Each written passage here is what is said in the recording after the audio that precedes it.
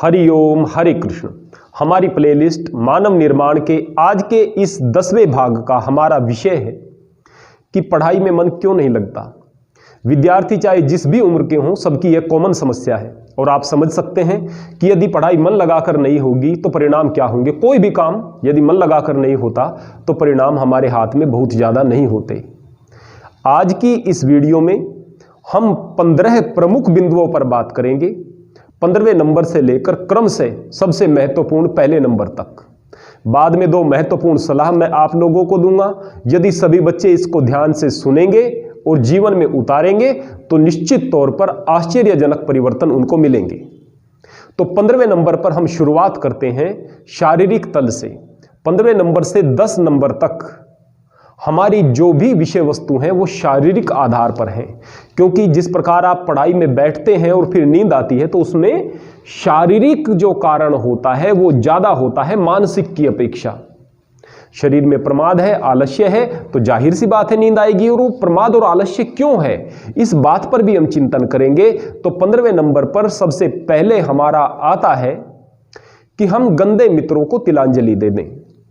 हमारे जो युवक होते हैं, किशोर होते हैं, आप सभी बच्चे कुछ गंदी आदतों में पड़ते हैं जिससे शरीर का भयंकर नुकसान होता है और फिर आप डिप्रेशन में चले जाते हो कि मेरा शरीर खराब हो रहा है, मेरी स्मृति खराब हो रही है, मेरी क्षमता खराब हो रही है। और उस डिप्रेशन में कहाँ की पढ़ाई, कोई भी काम अच्छे से नहीं हो पाते। और वो सारी की सारी गंदी आदतें जिसको अगर लगी हुई हैं, ध्यान रखना और ध्यान से देखकर सोचना, आपके गंदे दोस्तों ने लगाई है, उनको किसी और ने लगाई है।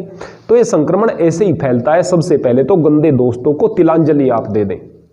इसके बाद में जीवन में तपस्या के महत्व को समझें, 14वें नंबर पर आता है।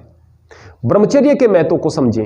इन दोनों विषय पर हमारी इसी प्लेलिस्ट में पहले वीडियो हैं, उन्हें भी देखें और समझें। इसके बाद 13वें नंबर पर आता है कि आप सात्विक भोजन खाएं। ज्यादा मिर्च मसाले वाला भोजन विद्यार्थी के लिए बिल्कुल ठीक नहीं। स्वास्थ्यवर्धक खाएं, अर्थात आप स्वाद के लिए ना खाकर आप इसलिए खाएं कि आपका स्वास्थ्य बेहतर हो। स्वस्थ मस्तिष्क होगा तो जाहिर सी बात है आप बेहतर तरीके से चीजों को समझ पाएंगे। स्वस्थ शरीर में ही स्वस्थ मस्तिष्क हो सकता है। तो स्वास्थ्य के लिए आप भोजन करें और भूख से थोड़ा कम करें। पेट भरकर खाने से भोजन पेट में सड़ता है, जिससे अनेक प्रकार के एसिड बनते हैं और फिर शरीर में विकार उत्पन्न होते हैं। इसके बाद 13वें नंबर पर आता है कि शरीर में ऑक्सीजन के लेवल को कम ना होने दें।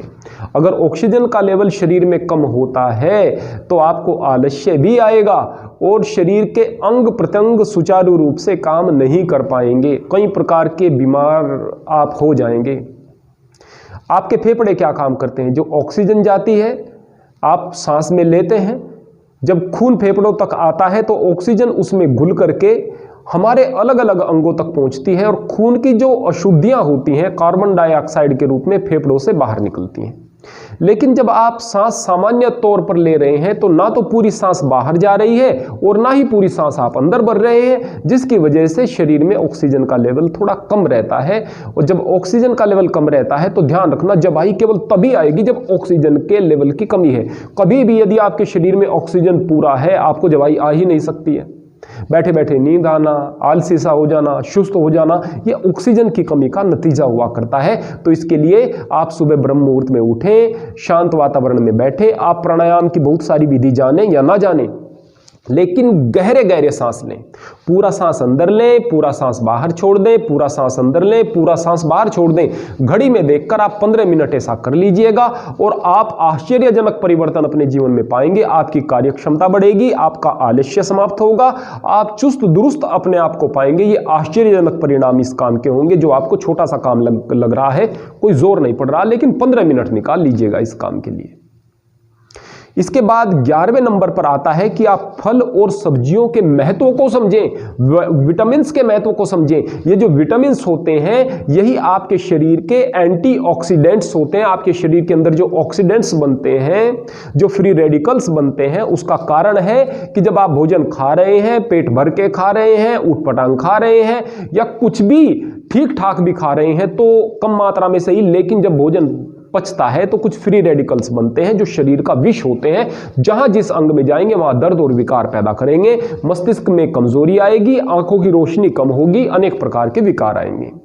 तो ये समाप्त किस प्रकार हो सकते हैं? आप ज्यादा से ज्यादा फल और सब्जियों का और सलाद का सेवन करें, और अगर फल आपको बहुत ज्यादा उपलब्ध नहीं है, कई गरीब भी बच्चे होते हैं, तो सब्जियां जो भी सस्ती मिलती हों उन सब्जियों का सेवन करें। गांव में रहते हैं तो सब्जियां काफी मिल ही जाती हैं, खेत से मिल जाती हैं। तो इस प्रकार से फलों और सब्जियों का सेवन ज्यादा से ज्यादा करें। ज्यादा मीठा, ज्यादा तीखा, ज्यादा तला हुआ, इस तरह की चीजों से आप सदैव बच करके रहें। 10वें नंबर पर आता है हमारी आखिरी शारीरिक जो व्यवधान है वो क्या है, और सबसे ज्यादा खतरनाक वो है सेक्स संबंधित बीमारियां जो हमारे किशोरों को लगती हैं। क्यों लगती हैं? क्योंकि गंदे मित्र और गंदे माहौल ने गंदी आदतें लगा दी हैं। हस्तमैथुन इत्यादि में, मास्टरबेशन इत्यादि में बच्चे लग जाते हैं, जिसकी वजह से हर एक बच्चे को, ज्यादातर मैं कहूंगा 0.01% बचते हैं, कुछ न कुछ सेक्स संबंधी समस्याएं रहती हैं, और वो जो है समस्याएं वो उनके दिमाग पर हावी हो जाती हैं। जो स्वप्न दोष है, नाइट फॉल्स हैं, ये तो अक्सर परेशान करते हैं। और जब बढ़ता चला जाता है तो कई प्रकार की परेशानी, शारीरिक परेशानी, कमजोरियां आती हैं, मस्तिष्क में स्मृति नहीं रहती, अनेक प्रकार की दिक्कतें और भी परेशानी काफी सारी रहती हैं। तो फिर जब आप डिप्रेशन में रहेंगे तो पढ़ाई किस प्रकार होगी भाई? अपने शरीर को गिरता हुआ और कमजोर पाएंगे तो कैसे पढ़ाई कर पाएंगे? तो इन बीमारियों से बचकर रहें। बचे कैसे? पहले गंदी आदतों से बचेंगे जिसकी वजह से बीमारियां होती हैं, तो इन बीमारियों से स्वाभाविक तौर पर आप बच जाएंगे। तो पहले के अगर आप इन नियमों को पालन करेंगे तो आपने आधी लड़ाई जीत ली, और आधी लड़ाई के तौर पर बाद के ये 10 नियम आप अपनी जिंदगी में जरूर उतार लें, जरूर उतार लें। इस बात का ध्यान रखें आप। ये क्या नियम है कि अपने सहपाठियों का आप सहयोग करें। सबसे पहले अपने सहपाठियों का आप सहयोग करें। सहपाठियों का सहयोग किस प्रकार से? आपसे पीछे कुछ बच्चे जरूर होंगे कक्षा में आपकी, आप उनका किसी भी तरह से कार्य पूरा कराएं, आप उन्हें किसी भी तरह से अपने साथ लेकर चलें। वो आपके कॉम्पिटिटर्स नहीं है भाई, वो आपके सहपाठी है, उन्हें मित्र समझो आप। यदि आप उनकी सहायता करोगे तो आपका अध्ययन पक्का हो रहा होगा, उनका प्रेम, उनकी सहानुभूति आपके साथ होगी, वो उनकी नजरों में आपका कद बढ़ेगा, और आपको मिलने वाली इज्जत आपको और ज्यादा अच्छा काम करने के लिए और ज्यादा पढ़ने के लिए और ज्यादा बेहतर करने के लिए, आगे बढ़ने के लिए प्रेरित करेगी। आश्चर्यजनक परिवर्तन आएगा। इस चीज को आप जीवन में अपना करके देखें। नंबर 8 पर आता है कि आप समय सारणी के अनुसार अध्ययन करें। जो होमवर्क आता है उसको आप क्रम से बांट ले, इतने समय में ये, इतने समय में ये, इतने समय में ये। पहले होमवर्क को पूरा करें और फिर उसी समय सारणी से स्वाध्याय करें। ऐसा नहीं कि अभी आप होमवर्क कर रहे हैं, अभी आप स्वाध्याय कर रहे हैं, चीजों को याद कर रहे हैं, होमवर्क का बर्डन सर पर पड़ा है, ऐसा नहीं। पहले एक काम को पूरा निपटाएं, फिर समय सारणी के अनुसार दूसरे काम को निपटाएं। फिर जो 7वें नंबर पर आता है वो आता है कि आप मोबाइल गेम से बचें। वर्तमान समय में ये एक बड़ी बीमारी के रूप में उलझ रहा है बच्चों के साथ में, और जो मोबाइल बन रहे हैं वो मोबाइल बनाए ही जा रहे हैं इस तरीके से कि इसका इतना चिपसेट इसमें लगा हुआ है, इतना बड़ा प्रोसेसर है कि इसमें बड़े से बड़ा गेम, भारी से भारी गेम खेला जा सकता है। यानी गेमिंग के लिए आपके डिवाइस तैयार हो रहे हैं, और ये बीमारी आप लोगों को कहीं का नहीं छोड़ेगी। आपका ध्यान वहीं पड़ा रहता है, आप कुछ कर रहे हैं, आपके गेम के लेवल आपको कंप्लीट करने होते हैं। वो जो टास्क सामने लिए हुए हैं वो टास्क आपके उन लक्ष्यों से आपको भ्रमित कर देते हैं जो जिंदगी में आगे बढ़ाने वाले थे, और बेकार के लक्ष्यों में आप उलझ जाते हैं।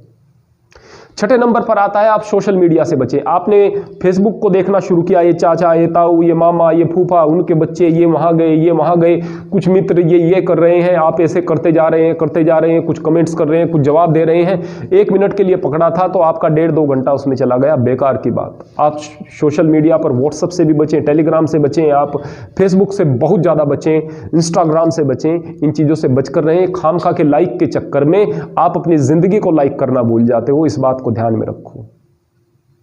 तो सोशल मीडिया से आपको बचकर रहना है, और फिर उसके स्थान पर अगर मोबाइल पर कोई चीज़ देखनी है तो आप YouTube देखें। YouTube पर भी बहुत गंदगी भी है, आप अच्छी चीज़ को सेलेक्ट करें और क्रम से देखें। वहाँ पर भी आप धैर्य के साथ चीज़ों को नहीं देखते, अब ये चीज़ वहाँ से देख ली, अब यहाँ से देख ली, तो क्रम से नहीं देख रहे, कोई चीज़ पल्ले नहीं पड़ती है।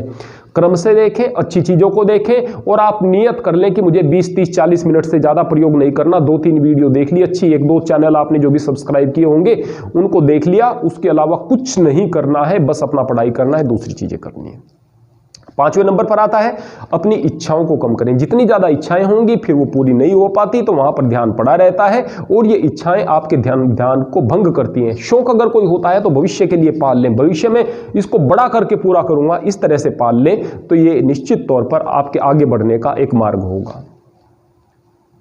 चौथे नंबर पर आता है कि कभी भी कमजोर घड़ी में यदि आपकी परफॉर्मेंस कम रह गई है तो आप उससे अपने मनोबल को न तोड़ें।